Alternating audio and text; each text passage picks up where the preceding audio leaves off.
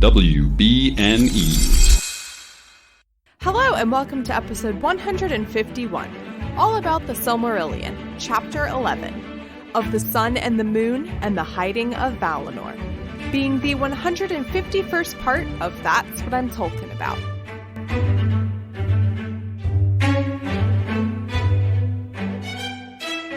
Hello, my name is Mary Clay. If that's too complicated for you, just call me MC. I've been experiencing the world of J.R.R. Tolkien for the first time, and right now I am reading the Silmarillion, so you don't have to. Today I'm joined by the other half of the Prancing Pony podcast.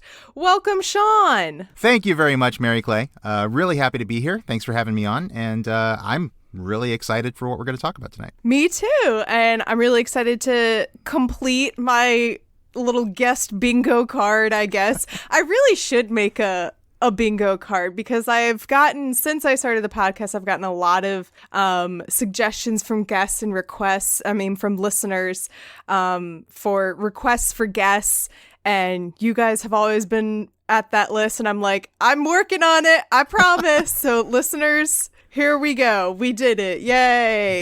That's awesome to hear. Thank you. I'm, again, really excited to be here. I was talking to Alan about the fact that I'm finally joining you because he joined you, I think 9 chapters ago for chapter 2, and he said he had such a great time. So, wow, was it really chapter 2? Yeah. Oh my gosh. Yeah. Oh my gosh, when you're reading the Silmarillion, time does not exist. It goes by quick. It does. Oh my gosh. Because, thousands of years pass in a single page. So, Oh my gosh, yeah, totally. Well, before we go into the chapter discussion, why don't you tell me and the listeners a little bit about your history with Lord of the Rings and Tolkien? How were you introduced to it, whether that was through The Hobbit or Lord of the Rings, whether it was the books or the movies? What was that like? Wow. So this would have been when I was in high school. I think I was 15 or 16 years old. And I had been a fantasy kid for a long time. I don't think there was ever a time when I didn't know that there was a book called The Hobbit or a book called The Lord of the Rings. I just never really bothered to read it. I read the trashy fantasy novels that you get at the Walden Books that were on bargain and stuff like that. But yeah, it was one day I was reading a book about something totally different. I was reading a book about one of my favorite bands. And there was a side note in this book about how this Oxford professor in the 1930s had just randomly one day written in a hole in the ground, "There lived a hobbit," on a student's paper that he was grading. And I read that story and I just thought, wow, that is so cool. This professor just got bored at work basically and just started scribbling on his work, and this entire world came out of it. And so that just seemed really neat to me, just a great genesis for a fantasy world. And it wasn't too long after that I went out and bought a box set of The Hobbit and The Lord of the Rings, and I read straight through, and I went right on into the Silmarillion after that. I won't say I understood it, but I did read it and kept on going. And, of course, the deeper I went, the more I realized, oh no, he didn't just come up with this world for the first time when he scribbled that. He'd actually been working on it for years. But I think to me, that's kind of what's kept me there and kept me interested, is that there's just so much to learn about all the things that inspired Tolkien to write this world and kind of how it came out of his head onto paper. So yeah, that's kind of how I discovered it. Very cool. What was the band that had that footnote that started that? Pink Floyd. Pink Floyd. Yeah. Okay, there we go. I'm a big time Pink Floyd fan. Anybody who listens to the Prancing Pony podcast knows Alan and I are big progressive rock, classic rock fans. We like all that dad rock stuff. And Pink Floyd's dad been my favorite band for classic. many years. Yeah. And just randomly in this biography of them I was reading one day, it was just talking about the 60s and all the Frodo lives and all that kind of stuff. Yeah. And yeah, that's totally cool. Yeah, I've found it increasingly fascinating how Lord of the Rings permeated a lot of music subcultures, and it's so fascinating. Yeah, it's amazing. It's you start, and again, this was me when I was in high school. I'd just be listening to Led Zeppelin. It's that was a Tolkien reference. You said something about the darkest depths of Mordor, that kind of stuff. And it was just kind of everywhere. So, which is so funny too when you think about all these cool rock and roll stars, and they're all secretly Lord of the Rings nerds. Serious nerds, exactly. Yeah. Maybe listeners, one day you and I can be rocking up on stage. as well. You never know. I haven't let go of that dream yet, so nobody should. It could happen. That's it could right. happen. You never know. You never know. Well, this chapter is, what is this? This is chapter 11. Again, this is where everything's starting to blend together, of the sun and the moon. And then Tolkien always he can't like just leave it at that. He has to continue adding to the title, and the hiding of Valinor. Yeah. And I was thinking about it, and I think he would, I mean, for a number of reasons, but I think he would really hate, I was just thinking about how the Harry Potter chapters are named, and it's like, the Time Turner, Polyjuice Potion. Yeah. Even though maybe not everything in that chapter is about Polyjuice Potion, or not everything in that chapter is about, the Chamber of Secrets or the Mirror of Erised. Other things happen. Right. Tolkien is like, no. If the entire chapter is not about if there's things that happen not pertaining directly to the sun and the moon, then I'm a liar if I don't put that in the chapter title too. Like, the chapter title has to be exactly about what happens in the chapter. I'm going to telegraph every single thing that happens here. So yeah, it's going to be like, of the time Hermione punched Draco, and of the time that she went back in time, another time, yeah. Yes, Exactly. yeah. And I will always give him a hard time because he spoiled for me the death of Denethor when I was reading Return of the King, because one of the chapters is called The Pyre of Denethor. The Pyre of Denethor, that's right. Yeah, it's not but the and I was Pyre just like, Denethor, I mean, obviously he dies at some point. I did not predict it would have happened in that fashion, that wonderful, fabulous fashion. But I was like, man, Tolkien, you really just can't, let things lie. And the Silmarillion is so full of those spoilers, like going back to like chapter 1, chapter 2, and here's something that happens in chapter 24, like that's the kind of stuff that he drops. And as you go through it, I'm sure you'll pick up on that. You'll start to, oh wait, this was hinted a long time ago. So I mean, this is the same guy who called an entire book The Return of the King. I wonder what's going to happen in that one. I know, right? And then I will say, though, to be fair, the opposite of that is the Two Towers, where I'm reading it the whole time like, what are the Two Towers? Because there are so many more than two towers. Which are the two here. towers? Yeah. There's more than two towers. There are at least 5 towers to choose from. Yeah. Yeah. So this chapter, we go back to Valinor. The previous chapters, we've been following the Noldor and Feanor as they very dramatically leave Valinor. We got to meet the Sindar back in Beleriand. We're back in Middle Earth in the previous chapter. So now we jump back to the Valar's point of view here, and we see what they're doing in the aftermath of not only the death of the trees, but also the Noldor leaving. Mm-hmm. It is not as Feanor said, where he was like, at least I'm doing something. You guys are just sitting around doing nothing. Right. And they do sit. I find this so funny because it says that like, even though they might not actively be doing something, they're the Valar. They can accomplish things just by thinking and plan it. And I'm like, they sit and actually think about what they're going to do rather than Feanor, who just does. Who has a tendency to just kind of react, right? Yes. Yeah. Yes. Well, yeah, they're demigods, right? They're the demiurgical powers of the world. They can do a lot when we don't have any idea that they're doing anything at all. And I think that's a really cool reminder. And also, like you say, they're sitting here thinking about what they're going to do, but they're also talking about it, right? Because we're told that without voices and silence, they may hold counsel one with another. And that's always been one of my favorite things about this chapter. Is it's the first time we really see the Valar communicating through basically telepathy. And there's actually... strangely enough, there's an entire essay on Elvish and Valoran telepathy that Tolkien wrote that ended up being published in a linguistic journal called Vinyar Tengwar, and it talks all about how this telepathy works, and it's a real thing. You see a couple little hints of it in a few places throughout the Legendarium, but this is kind of the first real serious place where I think we see it in the Silmarillion. So I don't know if that will necessarily answer what I was wondering about, but and this is fresh in my mind too, because last night I just I went to a showing of Two Towers, And when I was first watching Two Towers and covering it for the podcast, something that made me like inexplicably angry is this entire, like, there's a very long scene where Elrond and Galadriel just have this like telepathic conversation.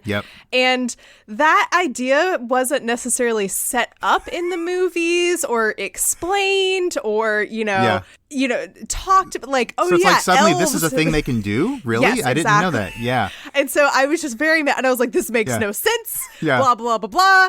All of the stuff that's happening with the elves in the movies is nonsense. Like, all, you know. I don't know what to believe. So, and so hearing that there is, you know, I don't know if necessarily, you know, the Valar having these telepathic conversations is directly connected to, you know, Elrond and Galadriel having that telepathic conversation. But okay, cool. It actually is. Yeah. So you're right. It comes out of nowhere in the movies. There's, I think, one spot in the books where it's really explicit, and it's towards the end of Return of the King in the book. I think there's a moment when it's Elrond, Galadriel, Gandalf, and maybe Celeborn, and they're all just kind of sitting there communicating. And I think, I don't have the text in front of me, but the narration is something like, you know, they're just kind of sitting there and it looks like they're just sitting there, but they're actually communicating in thought. I think that's the only time that you really see it explicitly in Lord of the Rings, the book. But yeah, Tolkien wrote, like I said, this whole essay. I mean, you know, Tolkien was obsessed with language, and the languages and the communication of his world was something that he was always really excited by. And he wrote an essay called Osanwe Kenta, which basically means like the report on, or the essay on Osanwe. And Osanwe is like the Elvish word for telepathy, basically.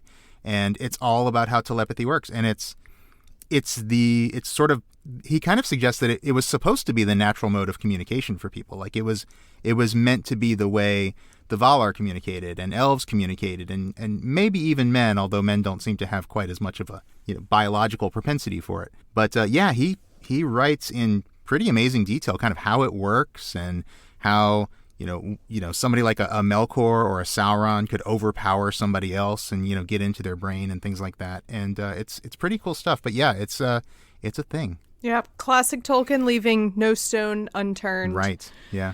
Gotta explain it all. So the Valar, like I said, very unlike Feanor, they actually talk through what they are going to do next. And it makes note that they are not only mourning the death of the trees, but they are mourning what Feanor has done. They are mourning the Noldor leaving, and they are mourning what Melkor was able to do. So it's not this like, oh, aren't we glad that oaf is out of here. Good riddance, Feanor. Good. Yeah, like, see you in the next lifetime, I guess. Don't let the door hit you on the way out. Yeah. Much like parents would be upset if their child, you know, just left home. They're very upset. And it's also very unsettling to them, because Feanor was like, and that's what's annoying too, is that like Feanor knew it. He knew that like he was the golden child, you know. It says he's the mightiest in all parts of the body and mind, in Valar, Valor. Yep. Valor. There we go. I knew that was a different word, but I was like, wait a minute, I just said Valar. Anyway, in valor, in endurance, in beauty, in understanding, in skill, in strength, and in subtlety alike. Of all the children of Iluvatar, and a bright flame was in him. So, like, how could you not have like a fall from grace when you had set everything? Up to be that? You were handed everything. You know, not only did you have all this, you know, this perfection, right? You're beautiful, you're strong, you're smart, you've got this spirit. You're also crown prince of one of the kindreds of the elves. You've really got everything, and it's like it's got to be. It's got to be depressing for the Valar to see this happen to Feanor. So much wasted potential.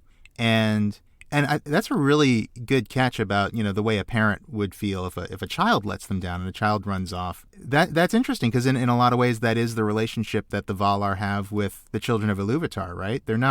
We're not literally, I say we, the elves and men, we're not literally the children of the Valar the way we are the children of Iluvatar, but they are kind of like older siblings in a way, like older siblings that take care of elves and men. And there is definitely a paternal feeling there, and it's got to be so disappointing. Yeah, and they're just even more unsettled too, that like, man, if Melkor could take down like the best of us, right? Yeah, like what else is going to happen? What else can he do? Right. It's a little bit of that Anakin Skywalker thing. I mean, like, I'm a big Star Wars fan too, and and not that this necessarily translates to the movies, but the idea that Anakin Skywalker was supposed to be this perfect Jedi with all this power and all this potential, and he falls. Yeah. I love reading. I feel like I've read a couple books or fantasy books with that idea of like what happens when you're like supposed to be, like the savior, the chosen one, and then like that doesn't happen. Something changes. You go horribly wrong. Yeah. Yeah. Yeah. It's like such a fascinating topic to dive into because it's so different from what we're used to seeing or hearing, you know. Can I ask you a question about that yes. while we're here? So what is your take on Feanor and all this? Because, oh boy. So on our podcast, people know that Alan and I are big critics of Feanor. We love to point out Feanor's faults, and yet he's a very popular character. People are like, he's great, he's awesome, he's this anti-hero. You can kind of see it both ways. I'm just kind of curious what your take is. Yeah. I am definitely not one of those Feanor did nothing wrong, Yay, which good. I've discovered is like it's a faction thing. of it's such a thing. the internet, which is so funny to see. No, so I love Feanor in the sense that he adds so much drama to the story. And similarly, I really enjoyed reading the parts of Return of the King that were having to do with Denethor because it's so dramatic and problematic and messy, and I find that fascinating, and it's fun to read, and it feels like so undistinct. It feels not un-Tolkien, but like you think of Tolkien and you think of like, oh, the Shire and describing pretty landscape, but you don't think of like family drama, you know? You don't think of those things. And so reading it is like, oh, this is really fun. It's like watching a soap opera or something. Yeah, totally. So yeah, I've been making some really great memes on my Instagram account all about Feanor. I discovered, I don't know if you've ever watched Brooklyn Nine-Nine, but there's a character on it, listeners who maybe watch Brooklyn Nine-Nine. There's a surprising amount of quotes that work for Feanor that Gina Linetti says. And Gina Linetti is this very like narcissistic, kind of arrogant but funny character. And what did I post this week? You think you can just bully people, but you can't. It's not okay. I'm the bully around here. And so, like, just quotes like that. That's and then totally Feanor to Melkor. That's totally something he would say, yeah. Yes. And there's another quote that I'm going to post later this week. And it's literally the backstory of it's like the beginning of Feanor's life. And Gina says, my mother cried the day I was born because she knew that she would never be as perfect as me. And like, that's low key what happened with Feanor. Like, that's what happened with him and his mom. His mom like withered away because she put all of her heart and soul into this is all I got. Yeah. Nothing else for me now. So anyway, so I just find Feanor to just be like a very entertaining character to read. Totally agreed. And he's a fascinating character. He's a wonderfully written character. Doesn't make him not, I mean, he's horribly flawed. Yeah. So. I think it's always interesting when people come across characters that are supposed to be quote unquote the good guys. Mm-hmm. And then you see them fall into bad guy territory because we're always, told and set up with these ideas of like good guy versus bad guy and like, oh, Batman and the Joker are very much, and so when you get to see characters who, I mean, not to bring up Harry Potter again, but I mean, when you have, like Voldemort and Harry Potter, but then you have characters like Severus Snape, who is in a very gray area. That's why people find those characters interesting because it's like, wait a minute, this was supposed to be a good guy. How is he bad? Or when you find, characters on the bad side and they start to have, redeeming qualities. And you're like, what? How can you be good? I thought you were a bad guy, know? So that doesn't surprise me that a lot of it shouldn't surprise me anymore about the internet that there would be people who are like, Feanor did nothing wrong. Yep. But I was surprised. I was surprised too. I was surprised how many arguments I got into people about Feanor, the idea that Feanor is ultimately a villain. And, again, a great character. There's no story without him. but Yeah. he's not the guy you want your kids to be friends with. Yeah. So. Kind of on a foreboding note, Mando says they're talking about Ea and the beauty that has been conceived, and yet there's all this evil. And Mando says, and yet remain evil. To me shall Feanor come soon. Mm-hmm. So just like Mandos does this every now and then, where like there's a conversation happening, and then Mandos is like, "You're not the first to die," right, and then like you flip the page and it's like, "Oh, Finwë died." Right. You know? Yeah. So like classic Mandos, just dropping in those ominous lines. But given that he is, our pseudo underworld lord, our Hades, so seer to of the speak, future, seems like Feanor's gonna die soon, so that'll be interesting. We'll see. What will we do see. for entertainment without him around? We'll see.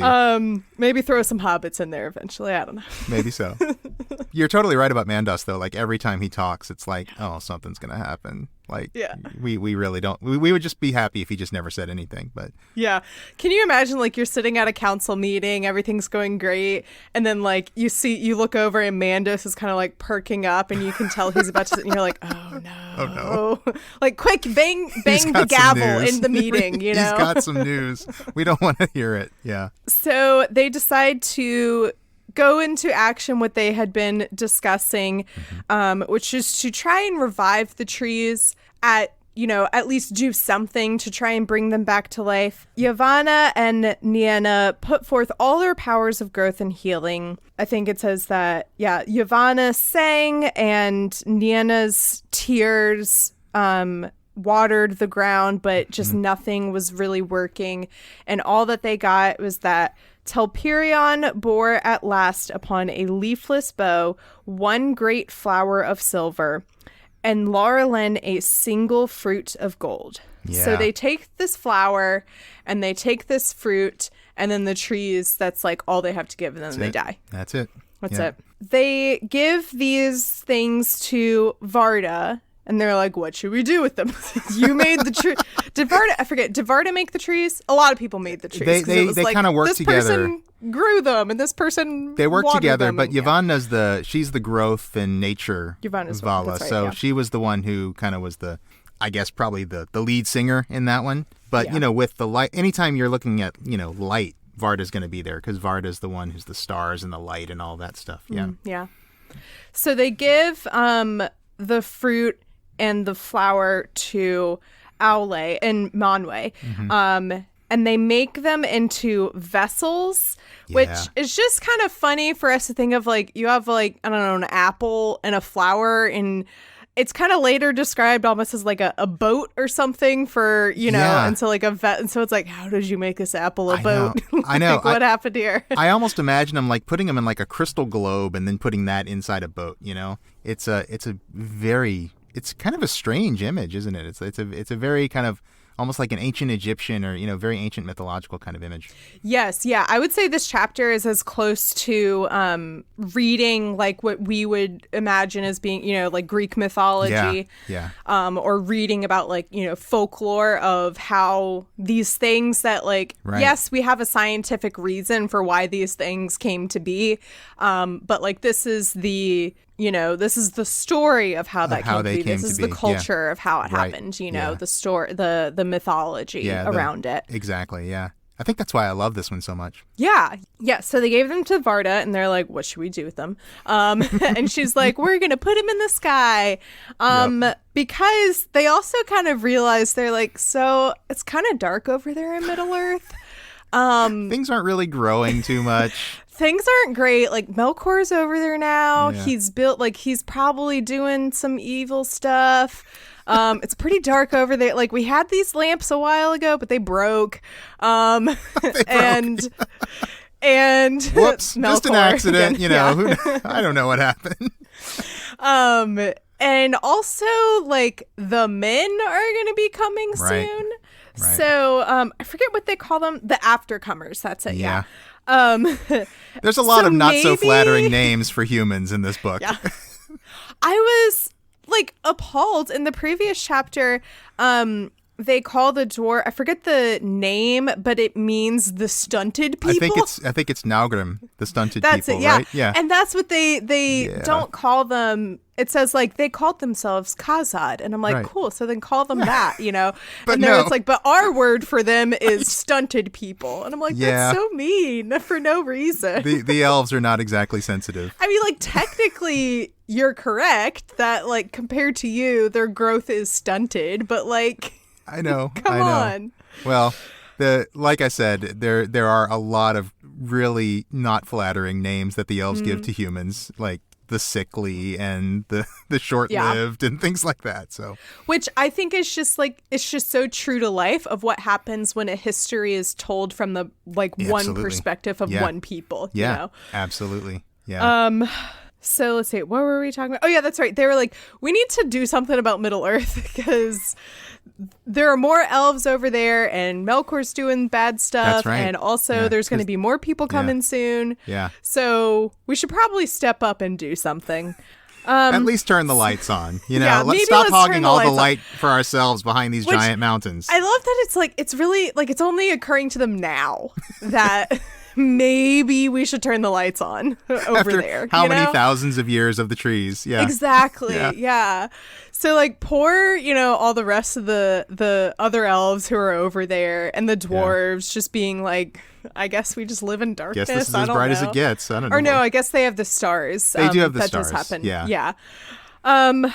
So they make Isil it says Isil the Sheen, the Vanyar of old, named the moon. Right. Flower of Telperion in Valinor. So Isil is the vessel that pulls the moon, which came Right. from the flower from Telperion. Right. And then these are the things that I feel like if I was in high school, this is what would be on like, I don't know, like a multiple choice question. Like this is what the details that I feel like would be on a test, being like, which tree did, you know, how did the Created moon the come moon, to, right, the moon yeah. was, created from, blank that Right. grew from blank tree. And Yeah. it's like, oh, it came from the flower that Right, grew from yeah. Telperion, you know? And if you go back and read the stuff about the trees, you can start to see like, oh, okay, well, Telperion had like the silvery white light, whereas Laurelin had the golden yellow light. You know, you can see that he was foreshadowing this, right? Right, yeah. He's got that yeah, whole you can silver kind and of- gold motif throughout that really works here.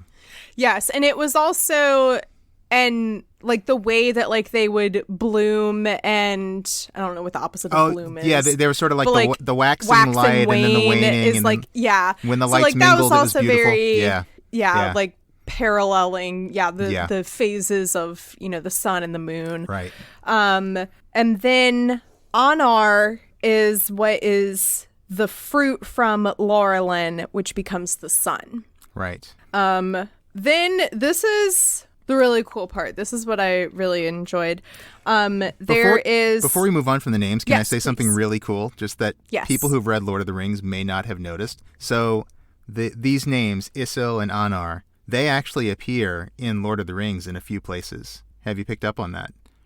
So Is Isil anything to do with Isildur? Exactly, yeah. Isildur's name means, I think it means like, oh gosh, I should have had this in front of me. I think Dur is something like, darkness. So it's like kind of like darkness of the moon or something like that. And then Anarion, his brother, was basically, his name means like son of the sun. So Elendil's two children are named after the sun and moon. And also the cities that they founded. So if you think of the Gondorian cities, Minas Tirith and, Minas Morgul, of course, is now a fortress in Mordor.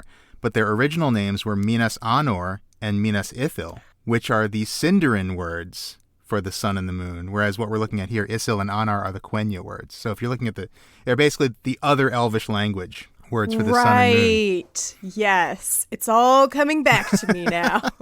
This is From the when kind of I- stuff that I love, by the way. Like all From the when I names read and the that, meanings. like, I don't know, 2 years ago, 3 years Yeah. ago. I do actually remember that though, because I remember being like, wait, so they had these names and now they're not these names anymore? Yeah, like, what's going on with this? Yeah, Yeah, very cool. Very interesting. that's the stuff I love. So they choose among the Maiar to guide these vessels, to guide the sun and the moon into the sky. Right. They choose Aryan. How do you say that? It's probably Aryan. I think I yeah. usually say Aryan, but Aryan, it should yeah. be Aryan. Yeah. I get lazy sometimes with my pronunciations, but it should be Aryan. Oh, I don't have I don't have a heavy Southern accent, but I definitely have Southern drawl to my voice. And also American on top of it. There are some horrific some words that our mouths just don't make the way Professor Tolkien's did. I know. Yeah. And I'm just like, ooh.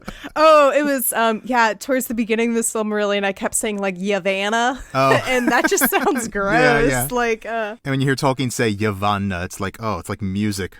Yeah. I'm over here like, Yavanna. Yep. So, they choose Aryan, and she guides the sun. Mm-hmm. Tilion guides the moon. Mm-hmm. And Tilion was a hunter in the company of Orome. It says he has a silver, but basically he made Telperion his aesthetic. And it's totally my thing. Yeah. He has a silver bow. He was a lover of silver. Yeah. And he would go and at the end of the day to rest, to look upon the trees, to look at Telperion. So he loves this tree. Mm-hmm. And then Ariam tended the flowers in the gardens and would water them, would water Laurelin. And she in particular is one of the fire spirits that Melkor from the Maiar attempted to and was successful with many of them. Right. And that's how we got Sauron, right? Wasn't it? Sauron was actually one of the Maiar of Aule, but we think this is how he got the Balrogs. That's right. Okay. Yeah, Melkor corrupted some Maiar, and Aryan was one of them that he attempted to corrupt but never could. Yeah. And she has this really intense fire spirit within her that she's the only one who could withstand the heat of Laurelin, which I don't think I knew until now that Laurelin was hot. I was just I thought it was a golden tree. So. And you stop to think about that, if just the last fruit from Laurelin is that hot, was the tree itself just a nuclear reactor, basically? Yeah, I'm was it just on fire? Right. What? and I believe that Tolkien actually did address that in one of his later essays. So I want to say it's in volume 9 of the History of Middle-earth. There's so the book is volume 10 of the History of Middle-earth is called Morgoth's Ring. And it's got all kinds of metaphysical and philosophical stuff about the First Age especially. And there is one section called Myths Transformed, which is really interesting. And there's something I'll bring up in a little bit. But I think one of the things he does talk about is he kind of struggled with the idea that the fruit could be that hot and yet, have come from something that was obviously greater, right? So, yeah, I don't know that he ever quite reconciled with that. But it is an interesting, kind of a weird thought. Just one of those foggy details. Tolkien's I'm going to pass over this and heavily fixate on something else for the time being, There are a lot of those in this chapter especially. There's one in particular I want to bring up a little bit later. But yeah. I wonder if we'll bring up the same thing, because I was discussing this with someone last night when we were waiting. I'll wait until we get to this point in the chapter where I had this question. I was like, what is happening? What I do love about Aryan, if I may, before we move on from Aryan, is I love the fact that, is it here or is it later on that we're told that basically Melkor is terrified of Aryan. She has got juice, and it might be a little bit later, so I might be... Yeah, I think that might be a little later. Okay. I can't remember. Then I highlighted it somewhere. I'll save that for later, but that is one of my favorite things about it. I will make sure to bring that up. So it says I've already forgotten his name, Tilion? Yep, that's right. Tilion. It says, he begged to be given the task of tending forever the last flower of silver. However, I love this, Aryan the maiden was mightier than he, and she was chosen because she had not feared the heats of Laurelin. So I love the fact that she was specifically chosen to do this until he was like, please pick me. Please pick me. Please. Can I do it? Can I do it? Aryan was picked first. Totally. It's no, it can only be her. It has to be her. She's the one we want for this job. Who's going to drive the moon? I don't know. okay, sure, he seems eager. Yeah, this kid in the back, jumping up and down with his hand up. Yeah, I love that. First, they send Tilion up with Isil, the vessel of the moon, and it says that he goes up and down a couple times before they say, it's at 7 times. 7 times. So I guess we're meant to see that as 7 days, even though we wouldn't think of the moon circulating in a day. But I think that's how we're meant to read this. Yeah, I guess that, because I would think of it more if the sun went up and down 7 days. I'd be like, okay, that was 7 days rather than and I think, 7 moons. But whatever. And this is we're meant to assume that this is a medieval vision of the universe, Earth at the center, flat Earth, things like that. And so the moon would, because, what we see is the Earth's rotation in a day. We see the moon pass across the sky. But I think in this cosmology, we're meant to see it as the Earth is stationary and the moon is passing across the sky. So that's why I think it is meant to be 7 days when he says that. But that was also something Tolkien struggled with. Right, yeah. And so then they send Aryan, and she goes up, and yay, we have moon and sunlight. Sun. Yeah. Yep. It says, then indeed Morgoth was dismayed, and he descended into the uttermost depths of Angband and withdrew his servants, sending forth great reek and dark cloud to hide his land from the light of the day star. So that kind of explains why even when we see, what is it called? Mordor. Why did I forget the name of Mordor? Even when we see the land of Mordor, it's, surrounded by all this clouds darkness and shadow around and it. fog and Because the foundation of Sauron is Morgoth, essentially, and he does not like the sun, which I think is any of us could have predicted that the demon of darkness doesn't like the sun. Probably not going to like the sunlight too much, yeah. And, you can even see this in something like The Hobbit, right? Where you go back to, is it chapter 2 of The Hobbit, when the trolls turn to stone in the sunlight. Right, or in Lord of the Rings, where the orcs... With the exception of the Uruk-hai, right? Because the Uruk-hai have just been genetically engineered to be superior warriors. But most orcs don't like the sunlight. Yeah. That's definitely a very mythological trope. Vampires. Right, yeah. Werewolves are the moon. Yeah, werewolves come out so they in the would full like moon. the sunlight, but... Well, but anyway, werewolves come out at night. It's a nighttime thing. Yeah, that makes sense. It's a I nighttime agree with thing. that. Yeah. Things are going great. Morgoth is mad about it. The plan originally that Varda had set, I'm not going to explain it probably as I have no clue. The way I'm picturing things in my head are just so actually all I'm imagining is, for people who are on TikTok, there's a trend and there's a filter where it's you're in space and your head is floating and it's all set to the theme song from Reading Rainbow. And so it's butterflies in the sky, and then you're just a voidless head floating through space, and that's just kind of what I'm imagining right now of the sun and the moon, and they're supposed to be on these paths, but Tilion diverges from this path because he likes being near. He has a crush. He has a little crush on Aryan. And so he kind of messes up this path. Yeah. So he's you have not reliable. an idea of what this path is that Varda originally set out for them to follow? Yeah. So if you keep in mind that, of course, Valinor's in the west, right? And so the first time the moon rises and the first time the sun rises, they're rising in the west, not in the east as we would usually see it, right? So so the moon rises in the west, and again, after the 7 days, right, when the sun starts rising, basically what would happen would be the moon rises in the west, gets all the way to the edge in the east, and then the sun rises in the west while the moon starts coming back from the east, and they kind of ping pong, and they would cross in the middle of the sky. Got it. And that was sort of Varda's way of wanting to kind of replicate the idea of the light of Telperion and Laurelin, where they mingled in the middle, and that was the most beautiful time and all of that. So sort of imagine that the middle of the day, they would cross in the sky and then go back the other way, and they just kind of ping pong back and forth. Okay. Which is very strange. A lot more sense, yeah. Yeah.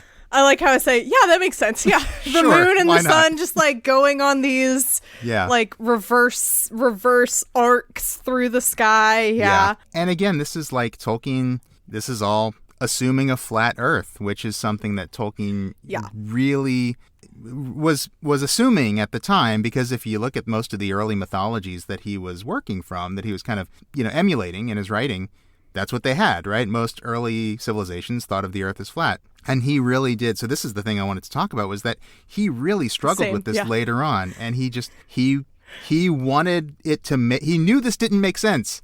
He knew that this is totally scientifically inaccurate.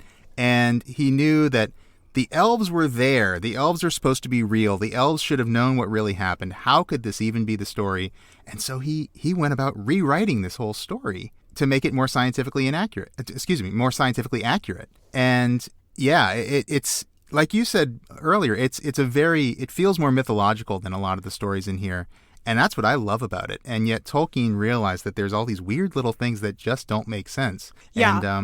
And so again, it's in that section Myths Transformed, which is in Morgoth's Ring, Volume 10 of the History of Middle Earth, where he rewrites the whole story, and he makes Arda a spherical island in space, and the sun was there first, and it's like, it's more astronomically accurate, but it's no fun, Yeah, it's no fun when things make sense. Right. This was my not pain point, but it was a lot of moments where I would like pause and put the book down, and I would like put my hand out and try and like so yes, at this point, a reminder for everyone that elves are flat earthers. Because at this point the earth is flat. Right. And so I was like, okay, so when the sun, and it describes this later too, because Varda is like, okay, we're not going to have this beautiful moment in the middle of the day. We're not going to have my vision where you guys are both in the sky at the same time, and it's really beautiful. So we'll change it up a little bit, and we'll have you guys go, one of you will be up when the other is down, and vice versa, which is how we think of the moon and the sun nowadays. And it mentions that the sun would go, as she journeyed under the earth and drew towards the east, the glow faded and Valinor was dim. And so, anyway, so she's going under so I was like, so does that mean... She's actually going underneath the flat earth and coming back out in the east. So I was trying to figure out, I was like, okay, so if the earth is flat and they're like in the sky going up and down, are they like...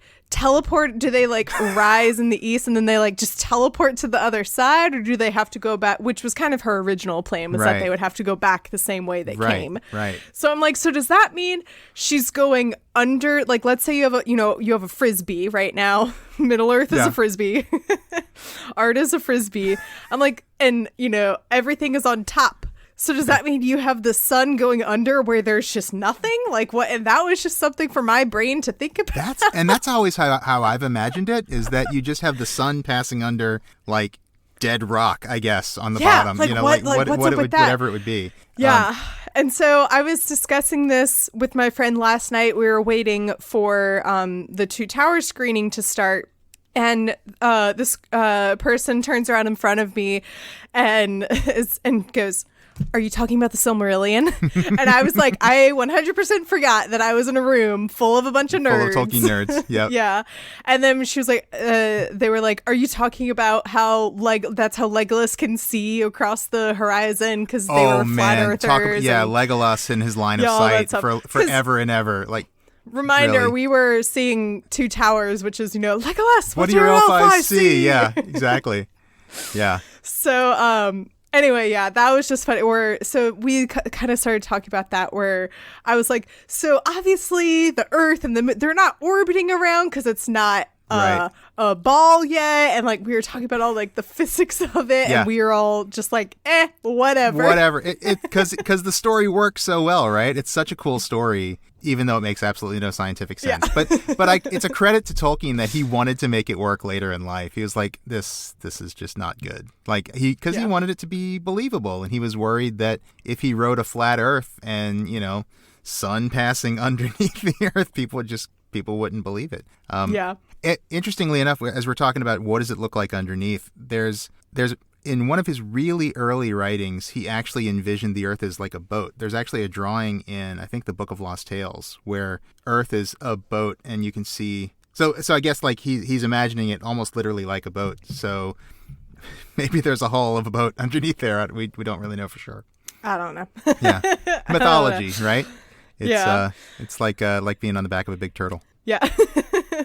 Varda eventually comes to this, kind of compromise sort of a plan where it's set up more like we're familiar with how the sun rises as the moon is setting and vice versa. Right. However, there are still some points in the day because remember, Tilion has this little crush on Aryan, and he will occasionally, take an uncertain course or he'll take a little bit longer so that he can see her rise. Right. So there are some points in the day where you can see both the sun and the moon. Yep. And there are also some points where it basically describes an eclipse. Right. Which I think is really cool. I love that. That like we have this reason for, the reason we have eclipse, this is something, like you may tell, a preschooler or something when, there are eclipses of like, why is this happening? It's like, well, the moon is in love with the sun. Is in love with the sun. And like a bedtime story almost, Yeah. Interesting how we never hear Aryan's perspective of if she returns any of these feelings, if she's annoyed by them, if she's like, Varda, homegirl, step in and help me. Right. Like, you're supposed to control, like, I don't want to see him. Right, I know. Or the reverse of that. Maybe she's like, you know what, I actually do kind of like him. So Varda's doing some matchmaking. I think Aryan's all business. I think so, too. I think Aryan is like, look, I've got a job to do. You're Tilion, sure, you're a nice guy and everything, but I'm sorry, I'm focusing on this right now. Yeah, but it's just interesting. It is. I'll bring this up in a little later too, that we never hear her perspective really. No. I don't think she's terribly amused. Yeah. As well as this plan is working, they're like, cool, we did something with the trees. It's obviously never going to make up for the loss of the real thing. It says, but neither the sun nor the moon can recall the light that was of old that came from the trees before they were touched by the poison of Ungoliant. Yeah. That light lives now in the Silmarils alone. So as nice as this plan worked out, it's still no substitute for the real thing, which they will kind of always be mourning and always be upset that they lost, except for in those pesky Silmarils that Morgoth has now. That are going to continue to cause so much trouble. Yeah, and here's where I think it's really cool. So if folks read the letter that's published at the beginning of the Silmarillion, it's a letter Tolkien wrote to Milton Waldman, and I don't know if you had a chance to talk about this on the show or not, but he's sort of explaining the story to a publisher, and in that letter he actually says the sun is not a divine symbol but a second best thing, and the light of the sun, the world under the sun, become terms for a fallen world and a dislocated imperfect vision. And I love that because, again, this is the sun, this is the life-giving star of the solar system. This is the source of light and nutrients for plants and all life on Earth. And to Tolkien, it's a second best thing. It's not like worshiping the sun god like so many ancient civilizations would have done. For Tolkien, it's like, no, this is like a pale substitute for the two trees. It's a representation. It's a reminder that this is not the perfect vision anymore that Iluvatar set out to make. At this point, he's not even on plan B. He's on like plan F. Seriously, yeah. He's like, oh no. Melkor's done it again. Everything was going great. And then he knocked over the lamps, and then that ruined everything. And then they went over here. Yeah. And then the elves came, but then not all of them came. And then Feanor. So what's going to go wrong next? Yeah. Yes. Yeah, Morgoth hates these lights. He tries attacking Tilion, but Tilion is able to fight him off. And it says, Arion Morgoth feared with a great fear. There it is. Yeah. That seems like a sentence that my high school English teacher would have been like, you said fear twice in the same sentence. My high school, my AP, my 12th grade English teacher would have notes for Mr. Tolkien. Anyway. Feared with a great fear. Fear. That is an interesting construction. Feared with a great, like, choose a different word. Sure, she would have been like, choose a different verb, to do something more descriptive. I don't know, whatever. Anyway. Feared with a great terror or something like that. Yeah. Yeah. Anyway. Okay. And Aryan Morgoth feared with a great fear, but dared not come nigh her, having indeed no longer the power. For as he grew in malice and sent forth from himself the evil that he conceived in lies and creatures of wickedness, he might passed his might passed into them and was dispersed. And he himself became ever more bound to the earth, unwilling to issue from his dark strongholds. So he is not the Valar he once was, because he has dispersed all of his powers among these, creatures of darkness. Right. And he does not have it in him to go up against Ariam. Yeah.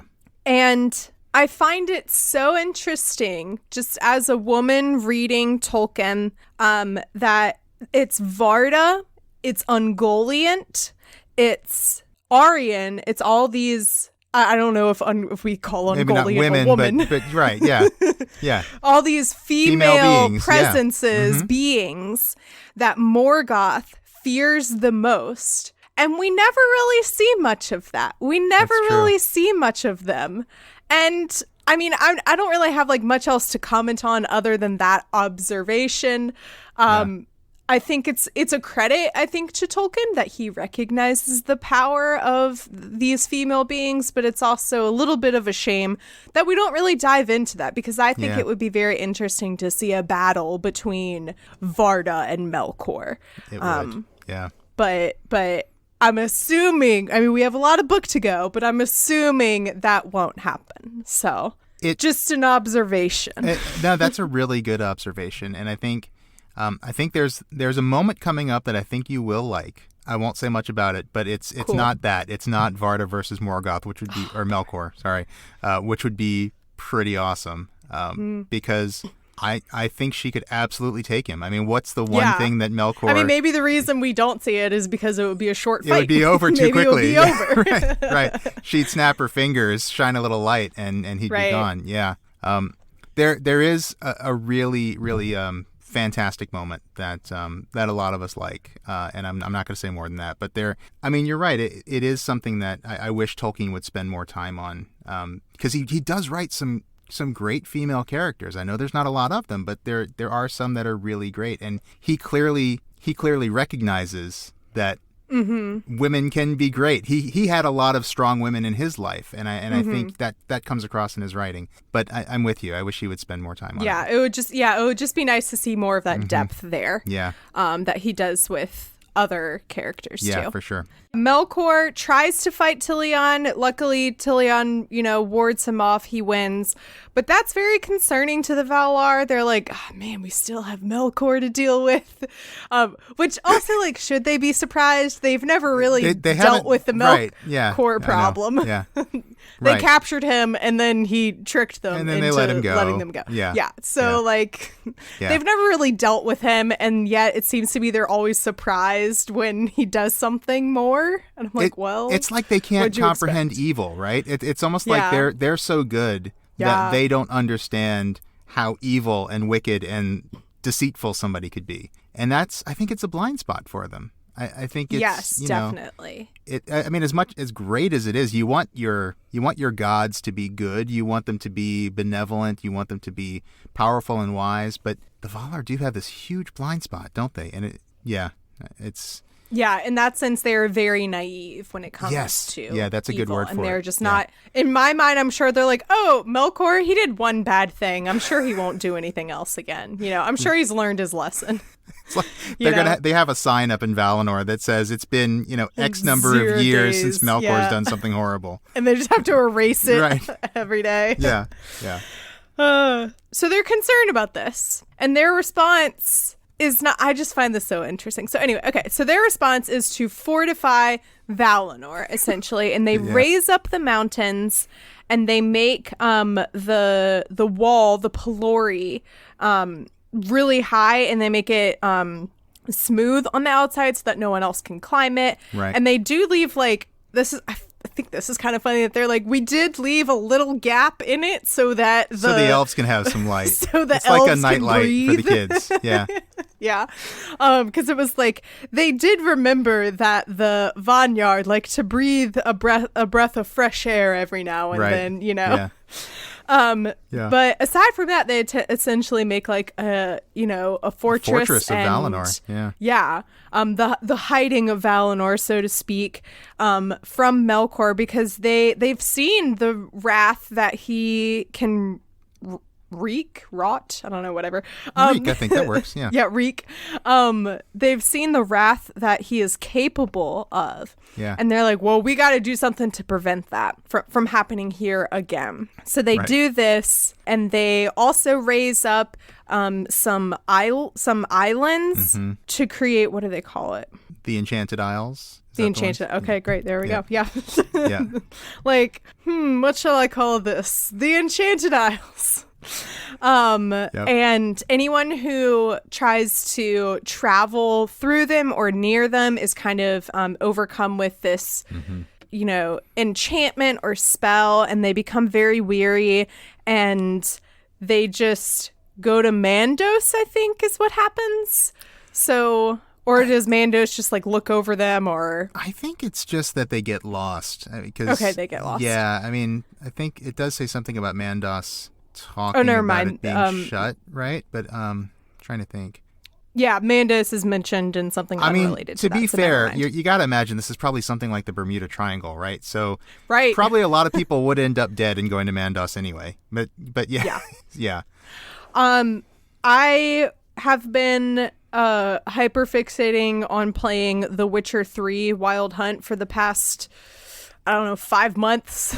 And really? I just finished it last week, and my life has been a void ever since. But anyway, in the game, there's something that they call the Isle of Mists. Okay. And it's very mysterious, of course. And like, you don't, like, you can't just like go there, and people are like, how did you end up here? This isn't something you can just go. So that seems kind of similar to me. I think that's also another, whether Tolkien invented that trope here or whether that was established in, previous mythology or stories. I'm sure. But this idea of like an enchanted island where you go to it and you become disoriented because it's trying to protect or hide something. Right. Yeah. Yeah. I think there must be this must be a mythological trope of some kind. I feel like there's something like that in Celtic mythology and probably in Greek mythology. But I can't think of any names right now. But yeah, it does seem like one of those things that's just very familiar, doesn't it? Yeah. I never have played The Witcher though. I probably need to try that at some point. I don't want to make you digress, but you brought it up. I've been thinking, like, should I play this? And yeah, I probably should. The embarrassing part is that now that I finished the game, it's really embarrassing how much free time I have. Where I'm like, oh, this is usually when I would sit down and play. But like, and it is the kind of game where like after you finish the main quest, like you can still go out into the world and but like it's not the same, So I probably will do that eventually, but like, man, I love open world video games. Cool. So if that's your cup of tea, I would highly recommend that. So but it definitely like sucked up a lot of my life. They do that. There are some games that do that, aren't there? Yeah. For me, actually, the Witcher show was my introduction to the universe, and it's only secondhand because actually my wife is watching it usually when I'm recording podcasts. So, usually if I'm done, I'll go downstairs and, she might be finishing up watching a show and I'll just watch a little bit and like, this seems kind of interesting, actually. Mm-hmm. So that's kind of my one little introduction. And I don't know that I have time for a TV show right now, but who am I kidding? I probably don't have time for a game either, but someday. Yeah. If you don't have time for the Netflix series, I would say you definitely probably don't try the game. I would say say don't. It's like starting like a drug addiction. Like don't dive into it if you haven't, it's too late for me. Save yourself. Save yourself. Yeah. Where were we? Anyway, so the Valar hide Valinor, they fortify it, they set up all these protections so that Melkor and no further darkness and no other outsiders can come to Valinor. I find it hilarious that they just kind of leave Middle-earth alone. Yeah. They're like, we gave you the sun and the moon. Here, problem what else solved. do you want? What else do you need? And Melkor, it just kind of makes me laugh a little bit. I don't know, that like Iluvatar had this amazing vision for how this world would work, and he has this vision for the children of Iluvatar and the second borns or whatever he calls them. And the Valar are created to kind of bring that vision to fruition, but they kind of like they're very hands off, and they're not really, in my reading of this, they're not doing much to like protect the vision of Iluvatar, and they're kind of like, well, we tried once over there. That was the other thing that it mentions, is that like, well, we already tried once over there with I forget what it was called, with the lamps, with Almarin. Yeah. And that failed. So we came over here, and now this is our land. You know, this is our part. And like, you can go over there if you want, but like, this is where we're going to be. And so I don't know. I just find it so interesting that like, they're just in this one part doing their own thing, and they're not really doing much to like, obviously, yes, they gave all of the elves the option to come to Valinor. Right. They gave the Noldor that last little chance to turn back and to stay with them and to not leave.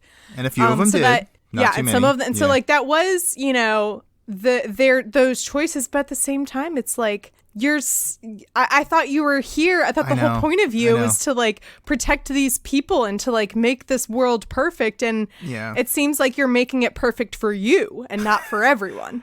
You know? I think there's a lot of truth to that. I think what I see with the Valar is I see them gradually receding, right? So every time they get their hand burned on the stove, you know, they get a little bit more cautious and they get a little bit more hands off. So like, first there was the lamps, right? Oh, we're going to make everything as perfect as we can. Oh, the lamps are toppled. That's not going to work. Okay, the trees, let's bring the elves here and share the light with the elves. But even that wasn't handled in the best way it could have been. You know, why did you only bring some of the elves? I guess they didn't want to force the Avari to go. But yeah, this is like kind of the third or fourth in a series of the Valar just gradually being more and more hands off. Like, we're going to try this. Oh, we screwed that up. Okay, we're not going to do that anymore. We're going to pull back a little bit farther. And it's almost like they're gradually getting to the point where they're getting to a point where like it's going to be like today, where the gods don't take any kind of active role in life. You know, I almost feel like that's the story Tolkien is telling, is once upon a time these divine beings were very involved, and gradually they've kind of pulled away, and that's why you don't see miracles happening anymore. That's why you don't see, and I don't know if Tolkien would have seen it that way, because I know Tolkien was Catholic, and his faith was very important to him, and it was really, you know, a big part of his life. But I do kind of feel like that's the story he's telling, in terms of like why we don't see divine creatures walking across the earth anymore and fighting and raising mountains and things like that, is because they've just, we're not doing that anymore. We did it, and never again, you know? It's interesting. Yeah, that's a really interesting point of view of all of this and perspective. Yeah. One thing to note before we wrap up this discussion, the chapter ends with this one line that I'm like, am I supposed to know who this is, or will Spoilers. I figure out who this is? Yeah. And it says, you know, that like, no, it's talking about the islands that of fog, whatever we call them, the Enchanted Isles. That was it. Yeah. And it says, of the many messengers that in after days sailed into the west, none ever came to Valinor, save one only, the mightiest mariner of song. Which makes it sound like it's going to be a bard, which I think would just be hilarious. Oh, that's an interesting just to take. see, Okay, just to see, like, you know, you're expecting this really regal, powerful person, and instead it's just this bard with his like lute to being like, how did I end up just here? Singing. Yeah. Yeah, so I was like, am I supposed to know who this is? I'm like, is this supposed to be Frodo? Like, what? And I was like, he's not a mariner, and he doesn't do anything of song. Like, what does that mean? So I guess we'll meet this mighty mariner. You will. I can promise you will meet this mighty mariner. Great. And Ooh, a bit I of know, intrigue. Foreshadowing. Yes. Yeah, you're going to have a lot of story to get through before you get there, but... Oh, boy. See, that's what's funny. Tolkien did this all the time too in Lord of the Rings. He would drop all these little details and it wouldn't have any payoff until I'd forgotten about it. And then it would come back around and I'd be like, what's this referencing? You told me the setup for the joke, waited 2 years too long. And then told me the punchline, and I don't remember the setup anymore, you know. So we'll see if I remember. You probably will. You probably will when you get to it, I think. But I don't know. I may be biased, but this is a fun little foreshadowing thing. And to me, again, I kind of feel like he's having a wink at people who know the story already, you know. And that to me is kind of very medieval too, because you can imagine like a medieval bard in an Anglo-Saxon court or something singing a song about Beowulf, and then he'll make a reference to some other great hero, and he'll just kind of mention it. And then it'll just go on. And sometimes we read that and we go, wait, who's he talking about? Who is this, Weeloff or whoever it is? But you got to figure like the people at the time would have known who that was. It's almost like when the MCU makes a quick reference to one of the other MCU movies and everybody knows because everybody's seen them all. But yeah, with something like this, with mythology and with this idea of like this sort of like this lost text that we're supposed to have in the Silmarillion, first time around, you're thinking, who is this? I have no idea, but you'll know. You will know. Okay. I will remember this. Good. Note for future. Hopefully it will pay off when it comes. Hopefully I'll remember. Okay, great. Well, that will bring us to the end of the chapter discussion. Thank you so much for coming on and discussing this with me. Do you have anything to share with the audience? Where can people find you on the internet? Oh, well, thank you. First of all, thank you for having me on, Mary Clay. This has been awesome for me. It's been a lot of fun. This is one of my favorite chapters of the Silmarillion, so I'm glad I was able to come on and talk about it with you. People can find me online at the Prancing Pony Podcast. We've got a weekly podcast where we're working our way through Tolkien's stories of Middle-earth. Right now we're in The Lord of the Rings. We're just getting close to the end of the Two Towers, and we're doing a few pages every week. People can find us online at theprancingponypodcast.com, at Prancing Pony Pod on Twitter and Instagram. You can find us on Facebook. We've also just started a new podcast, so folks who are interested in the Amazon Prime Rings of Power series, we're starting a new show that's all about that, talking about the lore and talking about kind of reaction to shows when they start coming out. You can find that website at ringswrapup.com, and then our social media for that is at ringswrapup on Facebook, Twitter, Instagram. Maybe you guys have already done this, or maybe it's already published, but I'm just curious. I believe you were a part of the group that went and saw the preview event. We were. For Rings of Power. Are you guys going to do a special episode about that weekend and your thoughts? We are, yeah. We just did a quick episode and released it a few days ago, just kind of talking about really high level, like, we're excited, we're going to tell you more. But we are going to be doing a little bit more probably in a few weeks. I don't know when this episode's coming out. I just asked because, my feed was just flooded with because of course I follow all these people already, and a lot of them have either been on the podcast or I've reached out to them or they're coming on the podcast, and so I was just overwhelmed with all of that. And I'm I don't know where to look first, who's saying what. So I was just asking because it sounds if I can listen to someone's perspective in one place that seems much more attuned to my attention span. So we will we will have something coming out pretty soon here. So cool. Well, I was very pleasantly not surprised. I don't know. I was just happy, I guess, to see that everyone seemed to have positive reactions, which is great. Yeah. So it's all looking very reassuring. All looking really promising. I mean, I've been really optimistic about it from the start. I'm trying to keep an open mind, just hey, there's probably going to be things I don't like, but I'm looking forward to it. I think it's going to be cool. And I came away feeling a bit more optimistic than I had been before. So it's cool. It's promising. Very cool. That's What I'm Talking About is a proud member of WB&E. If you want to learn more about the network, you can go to wbne.org. The cover art is by Vaishon Brandon. You can support him on Instagram at Vaishon Designs. You can get merch for That's What I'm Talking About by going to tpublic.com/user/talkingaboutpod. You can follow the podcast on social media at talkingaboutpod. You can follow me on Twitter and TikTok at MCWhatsup and on Instagram at MCTurndownforWhat. You can support the podcast by becoming a patron. Go to patreon.com/TolkienAboutPod to explore the different tiers and perks that are available. You can join Discord for $3 a month. That is less than a gallon of gas in the United States. Much less than a gallon of gas, unfortunately. You will get access to the WB&E Discord server as well as specific threads for That's What I'm Talking About listeners. And there's a separate thread specifically for spoilers that I do not go in. So if you're someone who knows what's coming up in the Silmarillion and you want to talk with some other people about how dumb my predictions are, you can go in there and share your thoughts.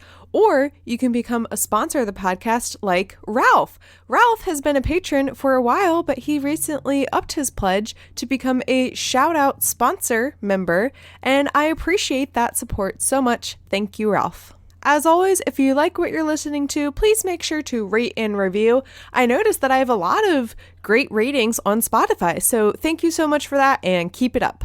And one more quick thing before we go, if you are someone who is reading along with me, next week we are covering 2 chapters, Chapter 12 of Men and Chapter 13 of The Return of the Noldor. Well, thank you again for coming on. Do you have any parting words for the audience? I guess the best thing to say for this episode is probably Elen Sila Lumena Montielvo, which I know is really more of a greeting and not a farewell, but a star shines on the hour of our meeting. Oh, that's lovely. Thank you. And that's what I'm talking about. What a lovely saying. I love that.